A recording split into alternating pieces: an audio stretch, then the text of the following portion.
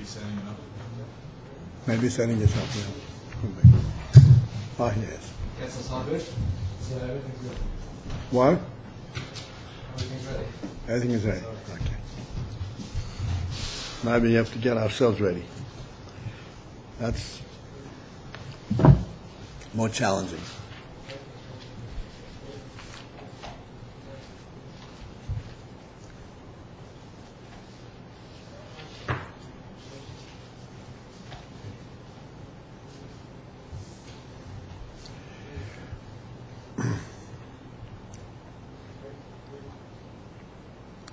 So as I said, we will start from the line that begins Royas Atzura, just above the middle of the page, Tes.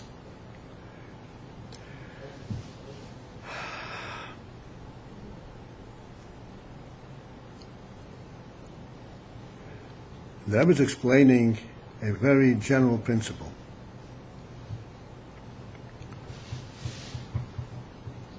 That in fact there are two parallel qualities in terms of recognizing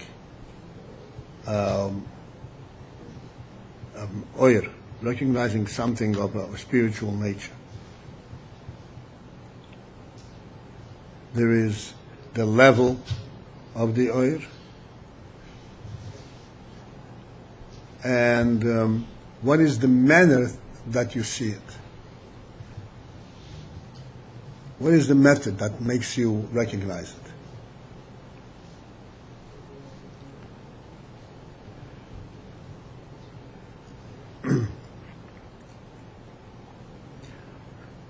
There is a method that's called ponim beponim,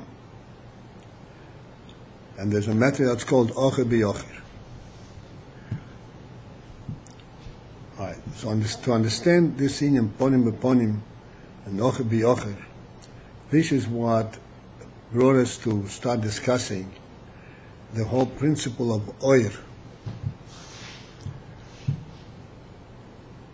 What is the meaning of the word oyer that is entirely prevalent in Chassidus everywhere?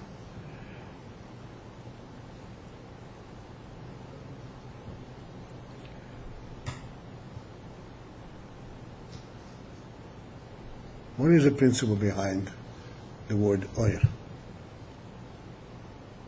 For example, we'll use our most mundane illustration of seichel. 1 on 1 is 2.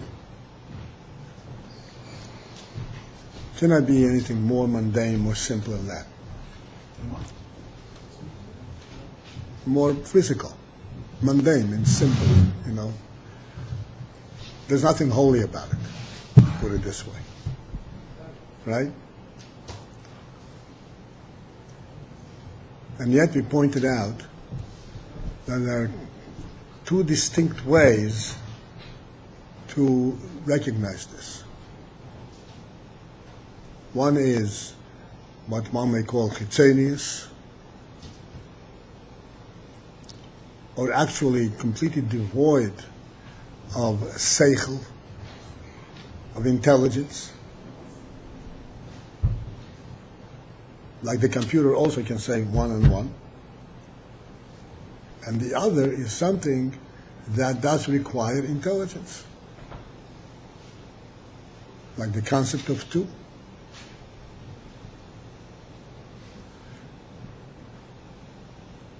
Now, the first level, where you simply count them up and you say, okay, there are 2 ones, as we say, 2 ones.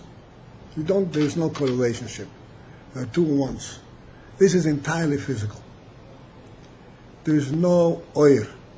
In other words, in total darkness, by feeling your way, you can know that this is 1 and this is another 1. They're 2 totally unrelated entities. Then there is the other view, which we say this is the human view, exclusively human view. No other creature in the world No other thing in the world has that view, as simple as it may sound.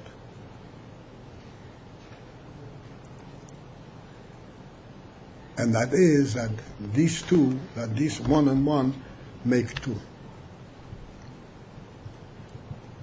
Because a human being recognizes an inherent, a basic relationship between these two units. Let's go a little bit deeper. The relationship between, let's say you have two cups.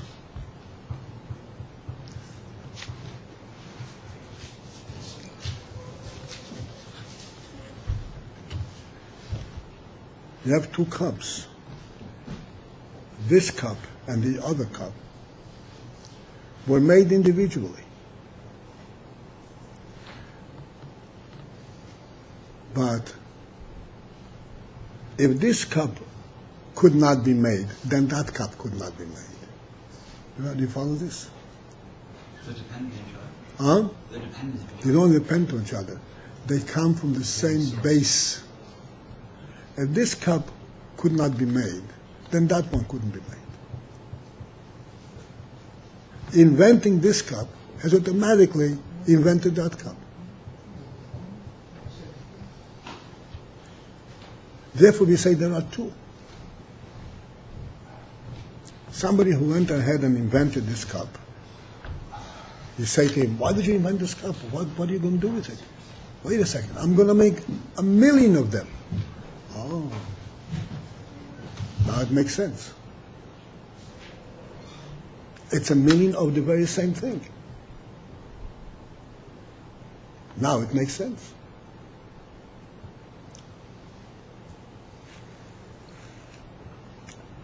This is the concept of, this is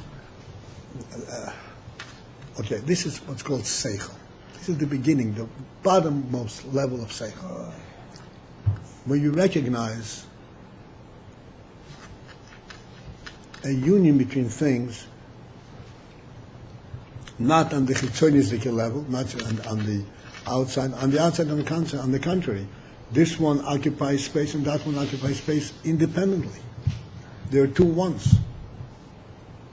But on a conceptual level, they're very closely related. To the extent that they say this is two, or 1,000,000 for that matter. And the reason this one was made is because the maker of it intended to make 1,000,000. You follow? Yes. Compare this to like two brothers of the same parents. Two brothers of the same parents is a similar union. That's what we say we have two people. That's what I explained to you way back when, I think, about the theory of evolution. Then, do you remember that? You weren't present then? I pointed out a very interesting thing. Right? In the theory of evolution, the human being evolved from monkeys. And why did he evolve from monkeys? Why did the monkey decide to be a human being? I don't know. You don't know. Deciding. No, it wasn't deciding. It was a process. But it's a form of speech. What was the process that forced it to become a human being? His surroundings. It was personal advantage. It's for security purposes, to win battle, whatever it is, certain personal advantages. Now, let's now project the following thing. Two human beings, according to their theory, two human beings evolved from two separate monkeys. This monkey decided to go and I'm going to become a better warrior, and I'm going to learn. I'm going to become a human being. The other monkey independently decided the same thing. So now you have these two human beings. Is there any relationship between them? Yeah, they're both human beings. No, they're not both human beings. They look like human beings. They look similarly, but they're two separate things. They came to be from two different sources for two different reasons. One monkey decided to become a human being in order to be able to defend itself. Another monkey decided to become a human being in order to be able to fetch water better. Totally unrelated. Or to live in a house. Totally unrelated. So these two human beings have nothing in common between them, except they look alike. And they have similar capabilities, but they don't have any connection between each other in any real sense. This is, in fact, the reason that the world is now so crazy that they say you can be whatever you decide to be. There are no rules how a human being is supposed to behave. There are no rules. Because you're that kind of a human being. Maybe you came from this kind of a monkey. You're that kind of a being, maybe you come from a different kind of monkey. So what does that have to do with the other? Aren't you assuming that evolution is theory based to begin with, even talk about like that? So it's me. Aren't we assuming that evolutionary theory has like a sturdy, basis to even like talk about this? You could say that in the beginning, when the lachachila, it's flawed, then all these things kind of fall with it. It's not flawed. It's stupid. It's beyond flawed. Stupidest thing to say. It's idiotic. What do you mean? What's idiotic? You can build a complete logical process. What's the difference between an idiot and a wise person? An idiot is not necessarily stupid. He can calculate 2 times 2 equals to 4. But he doesn't have any sense of the human element. What does it mean? He has no sense of significance. It's totally idiotic. A human being is one who can walk on 2 feet. That defines a human being. You know what I'm saying? It's idiotic. The whole theory is idiotic. In any case, I'm not interested in the theory. I'm interested that we should understand the concept in Chassidus.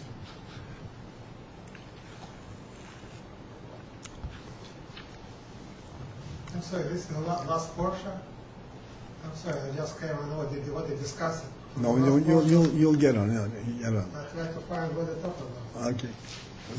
So that's why I asked what's light. In dark, if you walk around and you feel your way around in this room,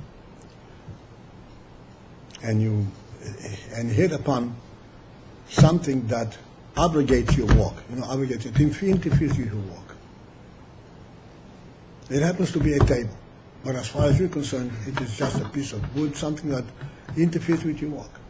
Oh, there's something here. Then you walk further and hit something else that obligates your walk.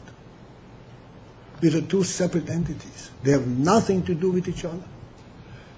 And they are in this room for totally unrelated reasons. They don't even know that the other one exists. That's in darkness. In light, when you see 2 tables, you immediately see, number 1, that they serve the same purpose, and number 2, why they are there. You don't see the physical entity. You see what it is that it serves, why it's there. This is the concept of oir. It immediately leads you. It immediately arouses the insight as to what am I looking at. Am I looking at a piece of wood, or am I looking at a table? Am I looking at the human setup? You understand? That's the difference. Oir refers to a statement of some kind of meaning. At the lowest level, it would be a human meaning, a human statement. At the higher level, it's a godly statement. But it has some kind of a meaning. That's my oir. Or is the meaning itself, or is what helps us see meaning?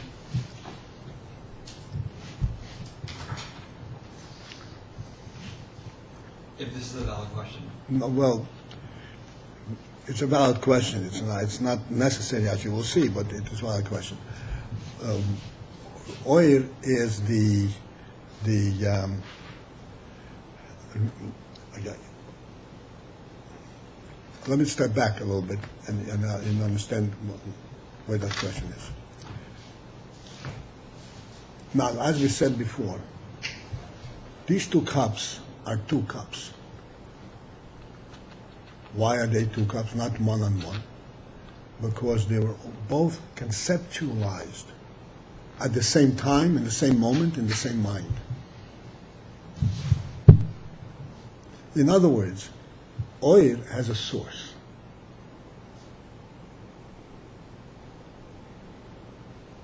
It has a conceptual source in some kind of a human perception, human value.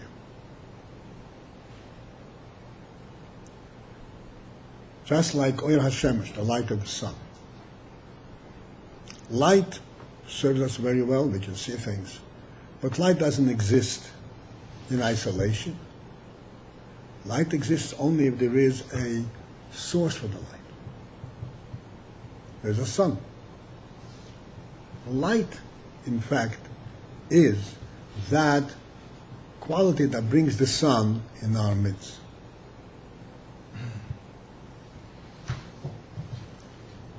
It was discussed, I don't know if any one of you were present. If you weren't, you're present now. That the whole concept of light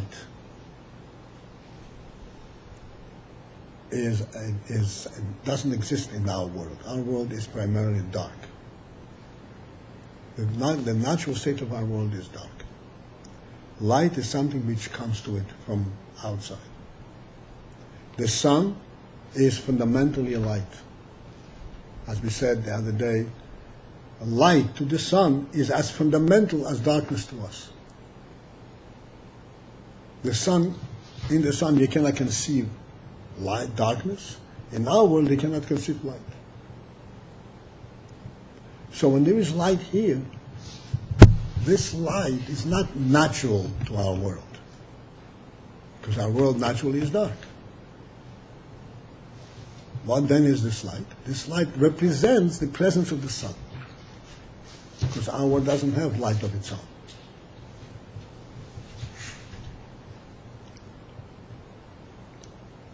So the light actually introduces its source, because the source is light.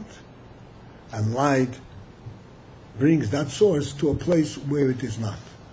This is a very simple, fundamental way of explaining light.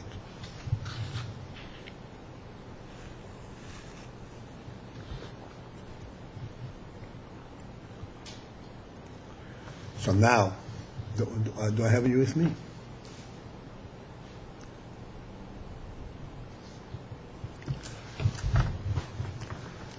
Okay. So now, if that is so, let us understand. So far, I have you with me, right?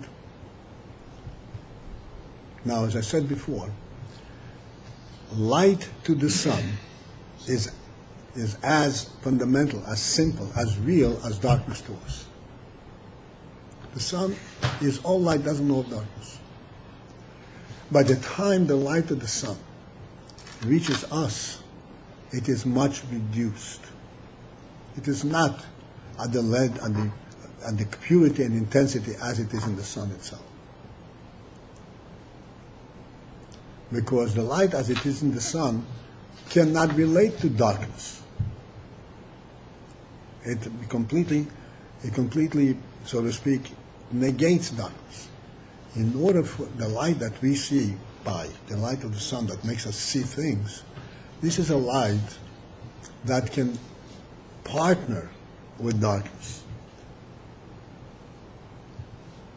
You understand that? You heard it on before. Because how do we see, in fact, how do we see this cup?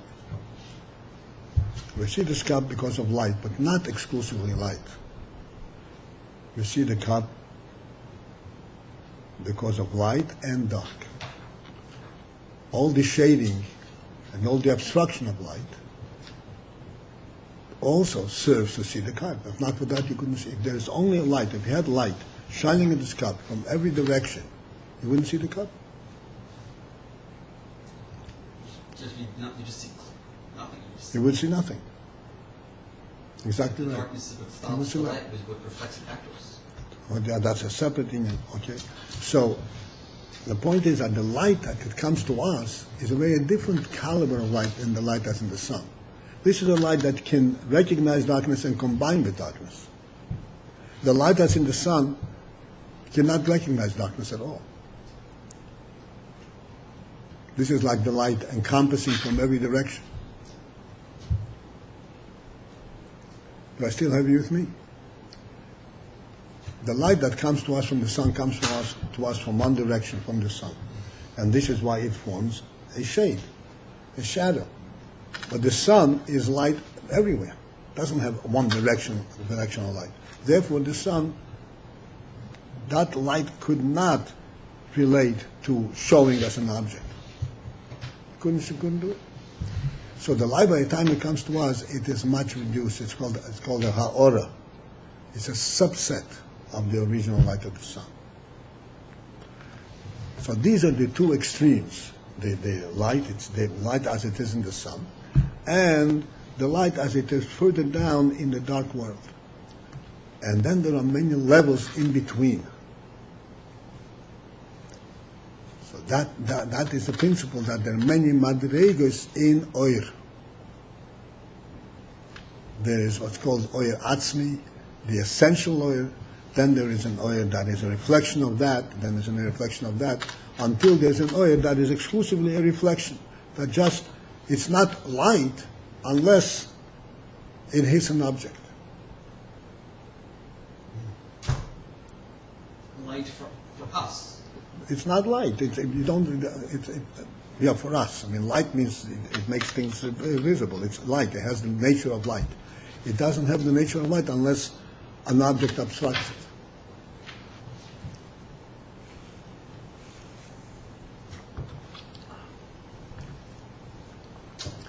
So this gives us now a little bit of an insight, of a handle on the principle of different levels in oir. What does different levels in oir mean?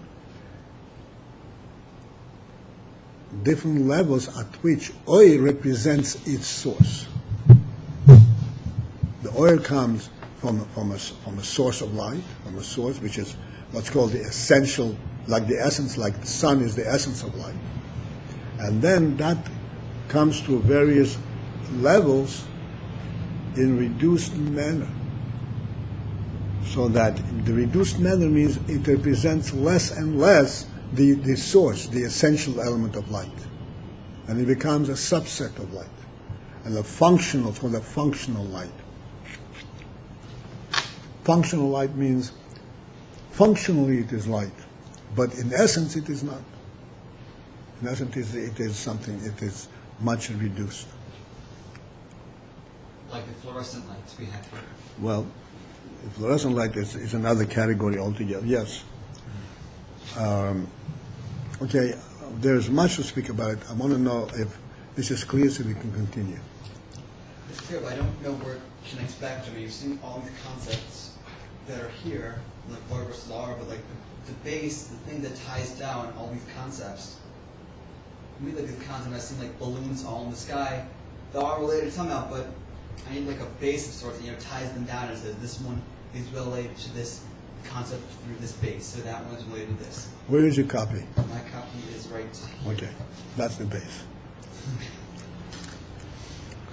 Okay, wait, okay?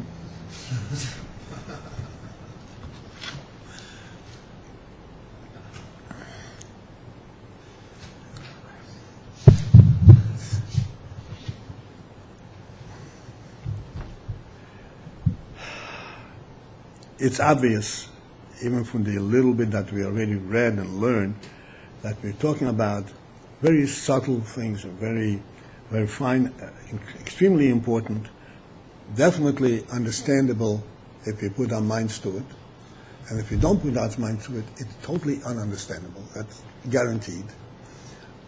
Because this, as I said all the time, this is exclusively human.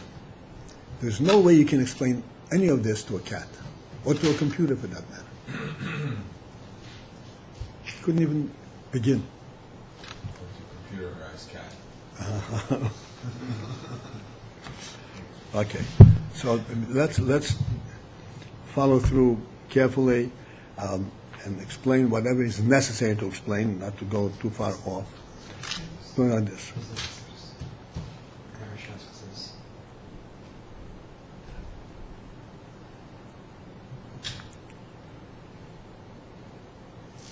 Okay, again, I'm starting in the line that says Roya Zatsura. This is just about a line above the middle of the page, tests. And at the end of that line, it says, Ve'al derech zeh, so we had the mashal of the Schwindel trap, okay? And the point of the Schwindel trap, in the Nimshal, it will become more meaningful to us because we walk on the Schwindel. The point of the Schwindel trap is that you can be further away from an object, but have it in direct vision. You can be closer to an object, but not have it in direct vision. Because the Schwindel trap goes in this kind of circles. So, in these two types of vision, there are actually two different qualities. Being closer means that you are closer to the object, you are at a higher level. But having something in direct vision is much more real than being close and not seeing in direct vision. Okay, so that's what we're going to learn. Similarly, actually, before we go on, touching an object and seeing an object. It's a similar meaning. Touching an object can only happen if you are right by there and you're holding it in your hand. There's absolutely no question you're holding the object. Seeing the object is from a distance. Doesn't have to be a big distance, but it's from distance. You're not touching the object. So we discussed it many times, that touch, while it connects you to the object, but really you are not connected to the essence of the object. You're connected to the object as it reflects in your hand, as it affects your hand. This is called the functional element of the object. For instance, I'm holding my hand on this table. So I know that the table is a smooth surface. How do I know it's a smooth surface? Because it makes my hand feel smooth. It's because of the effect that it has, not because of what the table is. When I'm seeing the table, and I see that it's a smooth surface, then I'm a distance, doesn't affect me, but I'm really seeing the table itself. I'm seeing that the table is smooth because the table is smooth, not because it makes my hand feel smooth. Not because of the functional element, get the point? Not because of the effect, but because of the essence, of the reality itself.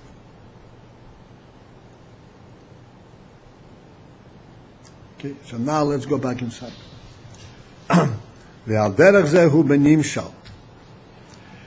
So the similar inyan is in the nimshal. Nimshal means the way things are above in a godly world, and the mashal is alluding to it. Is just a means by which we can understand it. It's called nimshal. That which is being explained through the mashal is called a nimshal. The bechina zo, that the bechina of zo, we'll discuss this more or less in detail as we go through. Zo is called the Erampin. This is the midos in Atzilus, the midos. Shehu lamato mi bina, which is below bina. We all know that there is chokhmah, bina, v'das, which is the three faculties of the intellect, which is supreme. From the intellect are created the emotive faculties, like chesed, good, love, fear, and grandeur, whatever it is. These are the various midas that result from the seichel. Seichel is a supreme faculty of the human being.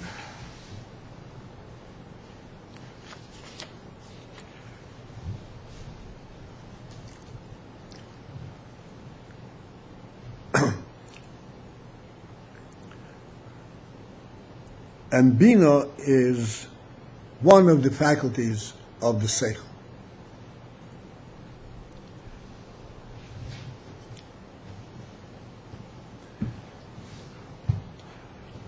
Now, let us examine briefly, we all are familiar with this, what is in fact the difference between seichel and midos?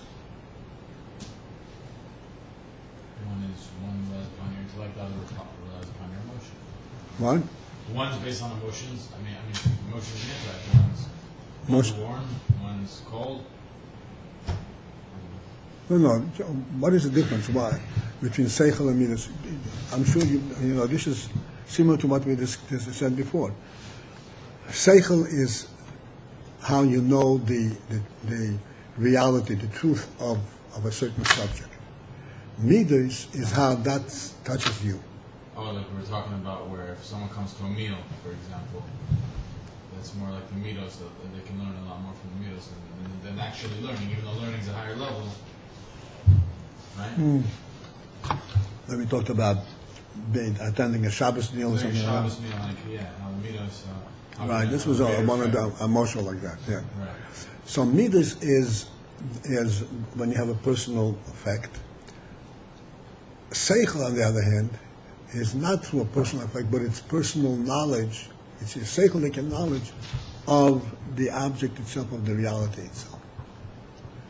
In seichel, you can do what's called research. How do you do research? You use a logical process to figure out things that you don't see and you cannot reach. But logic will lead you to know about it, even though you'll never be able to get there. Midos do not experience anything except when they are touched directly. Midos means my personal feeling, my personal experience. So, to put it bluntly, midos, even how the animals have, not the same as human beings, but they also have midos. Cat, when you walk in his territory, will meow at you or bark at you. Is that what you mean? Yeah, well, yes, and they have natural midas, not seichelic midas, but the animals also take care of their young. You know. Midas, unemployed, that's what we said last time, right? Yeah, well, yeah, that's right. We're coming to it then. This is reviewing it again, right? An animal is not, they don't necessarily have like love for the animal like a human does. Whatever, they have certain midas, okay? Not midas like a human being whose midas are based on seichel and all that. But nevertheless, midas is something which animals also have. As a matter of fact, you know the word kelev? Everybody knows what kelev is? Kalev. Huh? Kalev. Kulei lev. Kulei lev means it's completely lev. Kulei lev, it's all heart. All midas. What is that? Huh? Olive, okay. It's a dog. Kelev. Okay, that's what I thought. Okay. Okay. So okay. Seichel, on the other hand, is exclusively human. Only human being has seichel. to know things that are in themselves intangible. They become known only because you have seichel. That's exclusively human.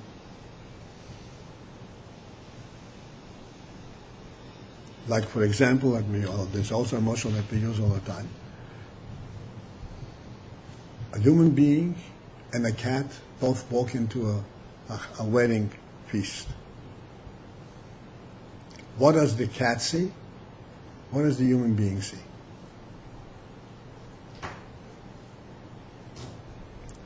Cat sees food, human being sees emotion, joy. You Sure. can also see food.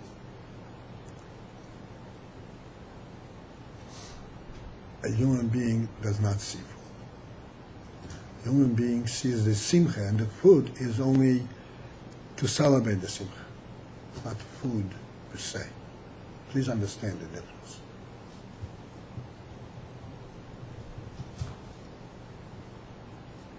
This is what I said before. It's important to understand what we are seeing from a real perspective. It's part cat. Forgive me. This is one of the things that I really want you to understand. The question. You were trained in a secular world where things do not possess any human quality on an essential level. And we are talking exclusively on that. Because this to us is what exists. When God created the world, He did not create the world for there to be rocks, or even food for that matter. He created the world for there to be a human being. And the food is for the human being. For us to know what did God create, first and foremost we have to know what's a human being. From that you'll understand everything else. Without a human being, there's no world. We discussed that precise question.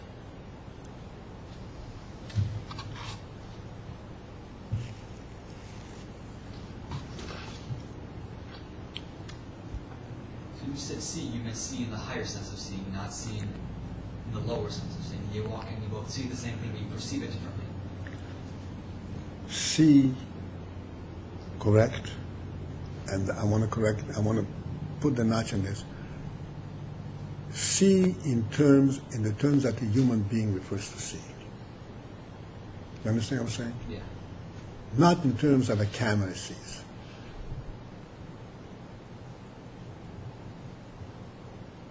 What is a human being see? That's called sight.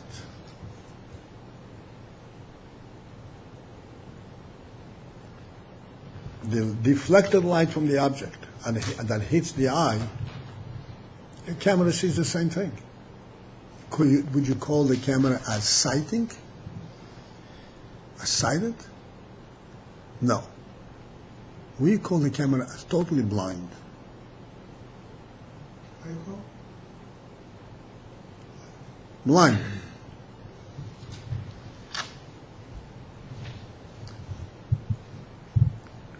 Seeing means experiencing sight. That's what it's seeing. That which sight can let you know nothing. Just to see an object, that's not sight.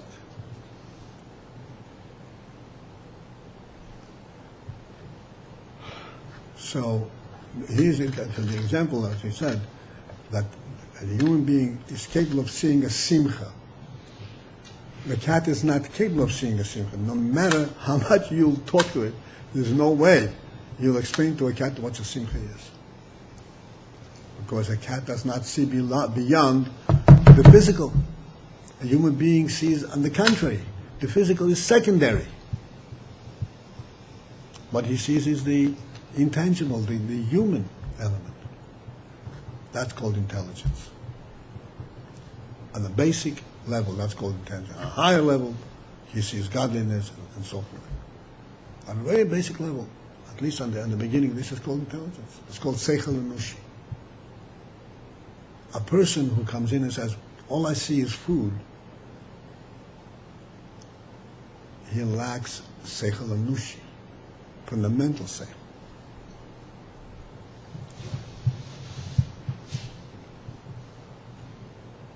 Like I gave you the other time an example. I think I spoke to you, I speak to so many people. You get invited to somebody for lunch. It looks like you're ready. You ready? Yeah, I'm ready. I'm ready. Yeah, I'm ready. Get invited to somebody for lunch. Come. You'll be my guest for lunch. You're inviting us? And he brings you into his home, sits down, and sets up a beautiful lunch or dinner right in front of you. And after that, he sets up the lunch and dinner and so forth. He says, okay, have a hearty appetite, enjoy your food. I'm going elsewhere. How would you feel? I feel weird. I can't say I would feel weird and possibly not dejected, but I feel like You'd feel very weird. You'd feel insulted. And you know something? Generally speaking, a human being would not even be able to touch the food, no matter how attractive it is.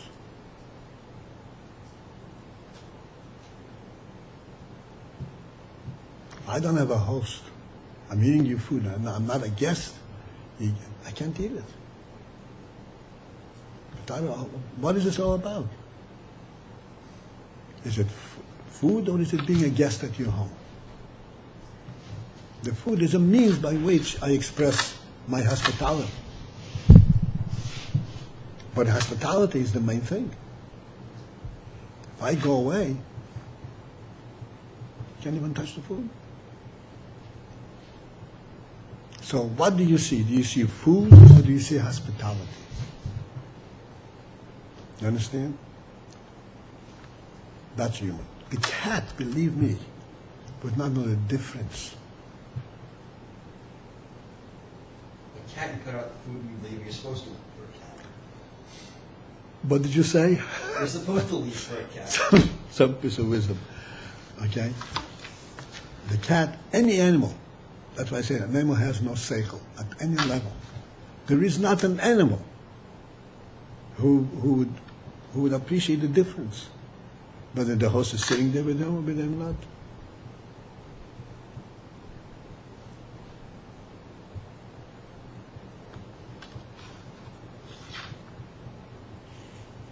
Interesting. In this week's parsha, today's Aliyah, it says Veschanan, right? What? It's in this week's parsha, it says Veschanan. I was thinking it's in terms of a host. Because there's a Rashi about, like, you can't leave. Like, a host can tell you to do anything except for to leave. And when Moshe said Veschanan, it alludes to the fact that he prayed 515 times. But his opinion that he didn't even say it, he said it more than 515, even after Hashem said, so stop asking me about this question. Yeah. And he still did, because Moshe wasn't just representing himself, he was also representing the people. And his level of his nefesh, etc., led him to even ask Hashem more than 550 times. Yeah.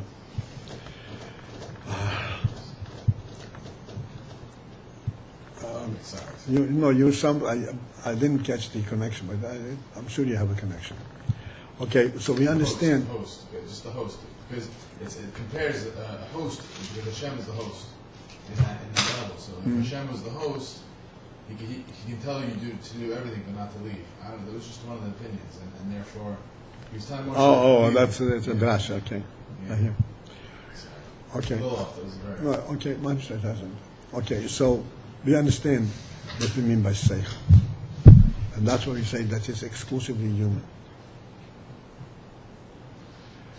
So when we talk about that quality, this quality, as we said before, this is what's called oir. It's a reflection of what is a human being in essence.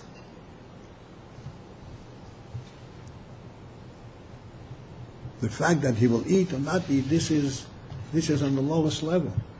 But what is a human being in essence? And it reflects itself even on a lower level.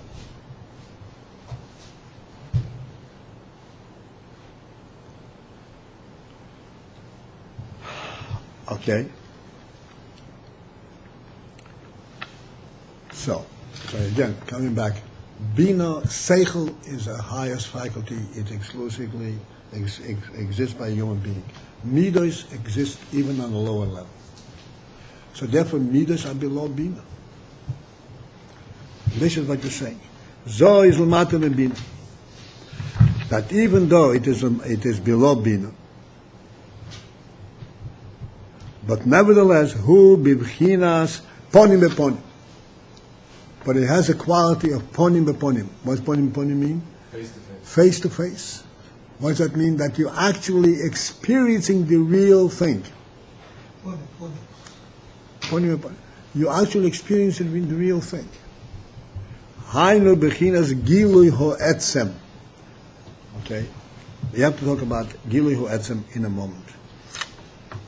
Ponim beponim means, like the Rebbe says, it means gilui ho'etzem, the revealing of the essence.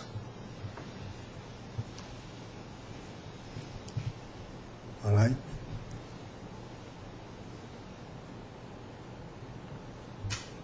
Let's go back to our mushal of the host with a dinner.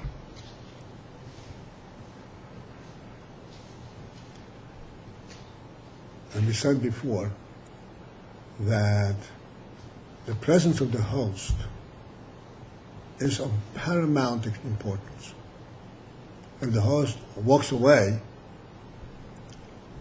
there's nothing left.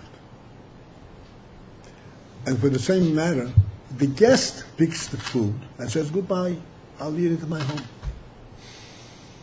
It also is a show of total callousness and a lack of understanding of what's going on. So both of them are. Lack of intelligence. He is focusing on the food instead of being a guest. So in other words, he doesn't have the intelligence, the sense of what the real thing that's going on. The host, in his presence, what does he do by his presence? How does he change the dinner? The dinner is a dinner. The fact that there is a host there and he's hosting you, how does that contribute to your dinner? He's like the source of the oil. He's the source of it.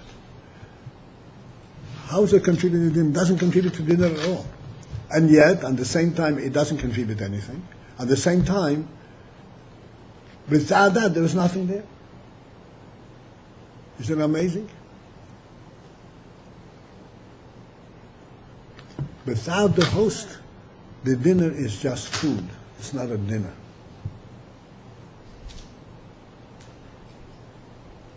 You know, it just consists of potatoes and whatever it is. It's not a dinner. Dinner has a certain status.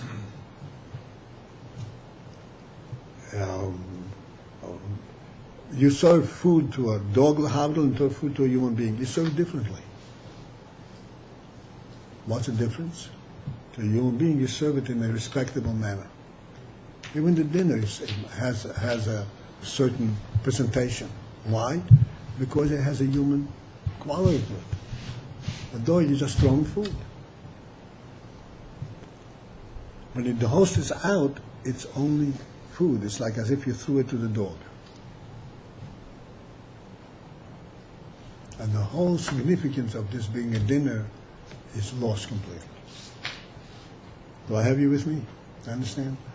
So,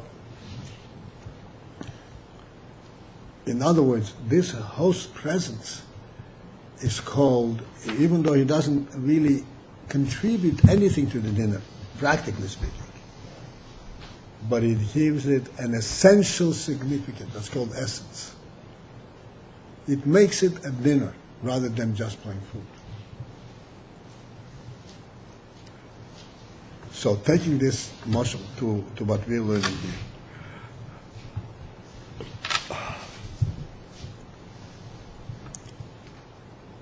In Midos, there is a sense of the Gili Ho'etzem.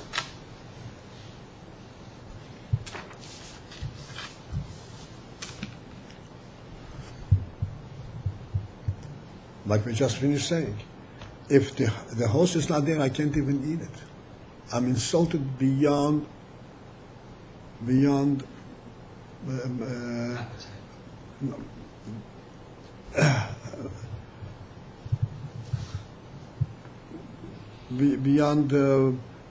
control, so to speak, beyond reconcile. What do you think? I'm a dog?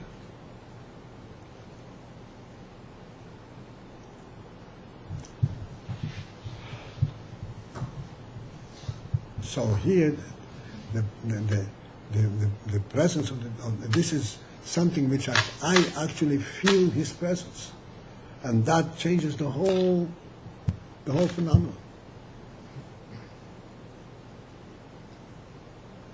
Which is called ponim b'ponim. Now, the host, in order to contribute to the dinner and make it a real dinner, the host has to be personally and present. He cannot be elsewhere and talking to you over the phone. How is the food? You enjoy it? Doesn't do it. He has to be personally present. This is called ponim b'ponim.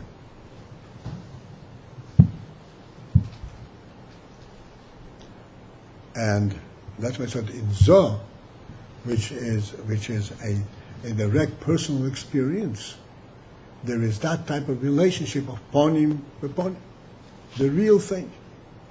Even though it's on a lower level than Bina. It's on a level where I'm experiencing it rather than seeing the truth of it.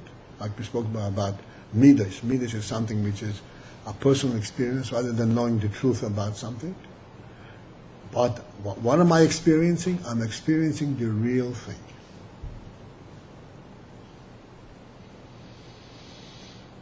So therefore it could be lower than Bina, and yet it can really experience a higher element.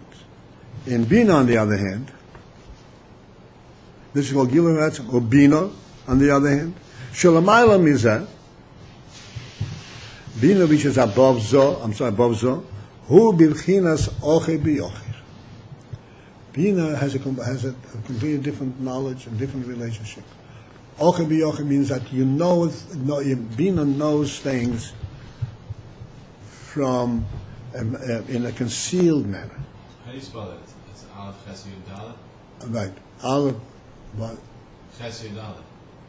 No, I'm Aleph Ches Reish. Aleph Ches Vav Reish. Oh, Acher. Yeah. The backwards. Right. So how is Bina a function?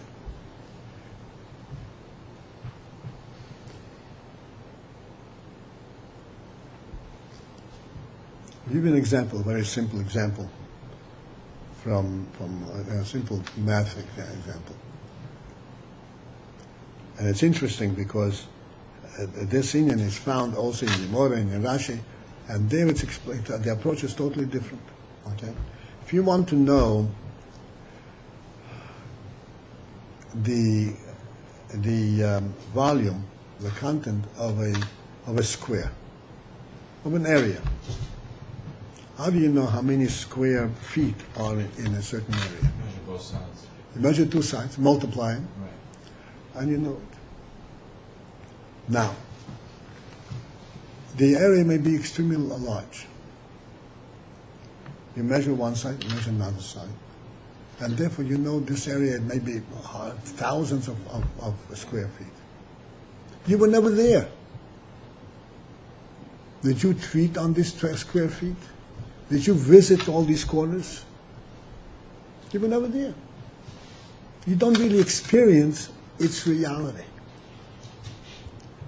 What is the significance of that knowledge? Remote knowledge. It's called Ocher B'Yocher. Wait, so this is all in relation to the Shringle Huh? trap. It's similar to the relation to the Shringle trap, where we face different directions as we go up. Okay, so that's right. So here you're facing away from the reality, but you really know a tremendous amount. Okay, so you know the size of it. But you were never there. You didn't really experience what does it mean 1,000 square feet. You don't have an experience of that by multiplying 100 by 10.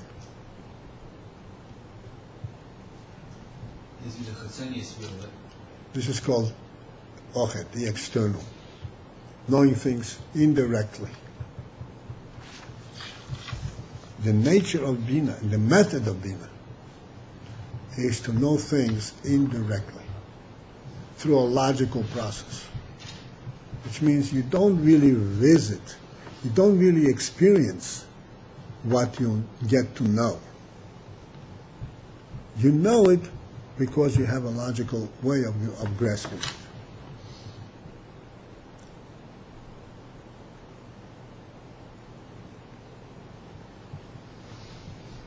In the Gemara, for instance, Rashi describes a similar question, and he has a completely different approach. And he says, you take this area, you cut it into strips, and you lay these strips around, and then moving them in certain ways, you can count them and know what there is in there. If you go through that exercise, not only do you know the sum total, but you actually have a sense of what it encompasses, what the significance of that quantity is. You follow? No? Well, it's hard to relate to. I used to do insurance adjusting. And I know. if I had to do that, it would make my life very I know, but I'm just pointing out to you. This is a very important distinction. The way we learn in Torah, the way we learn to study in the Chitzayim world. I mean, it makes sense that you would know the material better. You would experience it. In the Torah way, you would actually be there. But would your calculation be accurate? I don't know. Your calculation will be accurate, yes. Why? Because you're actually laying out the strips. But you're actually experiencing how many strips do I have? And how do I lay them out? Like, for example, this is used, the Chotzer HaMishkan. The Chotzer HaMishkan was 100 by 50.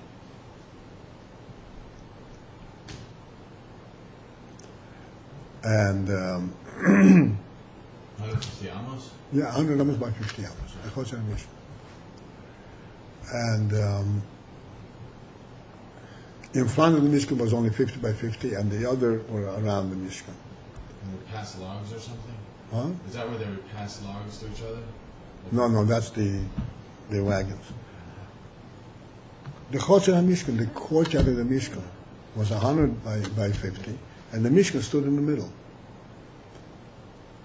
And not the exact middle, in the middle width-wise, what length-wise it was on the inner part, and in front of the Mishkan there was 50 by 50. So the Chotzer HaMishkan is called Sosayim, 2 saw. That's the measure of 2 saw. So what is the square of 2 saw? The square of 2 saw?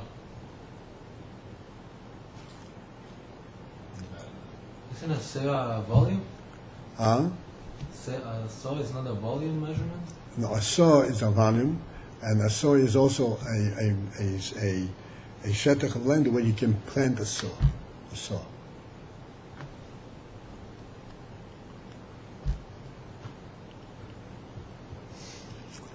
$10? But what? I don't know. Do you know how to make a square root? No? Square root of what? Square root of 100 by 50. Square root of 100 by 50. I mean, 100 times 50, square root of that. So you take 100 times. Okay, by minus this, okay. 5,000, square root of 5,000. Okay, so okay. It's not hard, but anyway, it's basic. Anyway, the point is this. But the way Rashi tells you, this is like Shivim Amar Shem, it's 70 Amar by 70, with a little left over. So Rashi actually cuts into strips of 50s, lays them over, and you get the square of 70.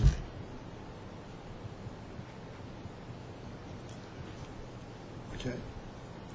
So surely it's easier it's more professional to do it, 50 by 100 and square root of that. But I'm just pointing out difference. Not saying that one is better, one is wrong. I'm just pointing out a difference. There's a difference that you can feel that when you do it this other way, you actually see what is your value, what is the area.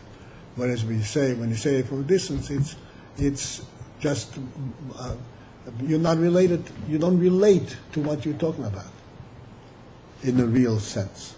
Okay.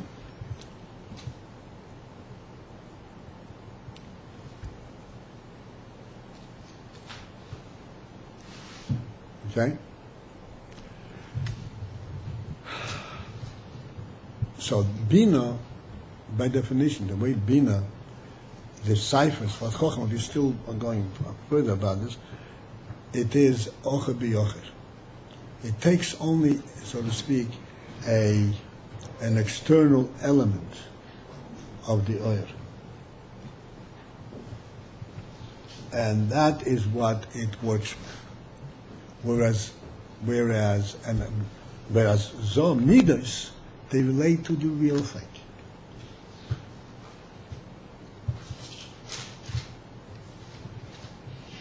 So Zoh relates to the real thing, to the Etzem, which is a much deeper, more truer way of relating than Ocher B'Yocher. On the other hand, Bina has the ability to relate to a much higher Oyer, to a much deeper element, which we are going to discuss in Mitzvah Shem in the next class.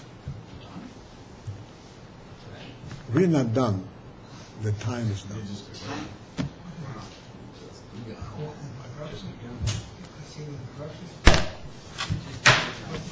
All right.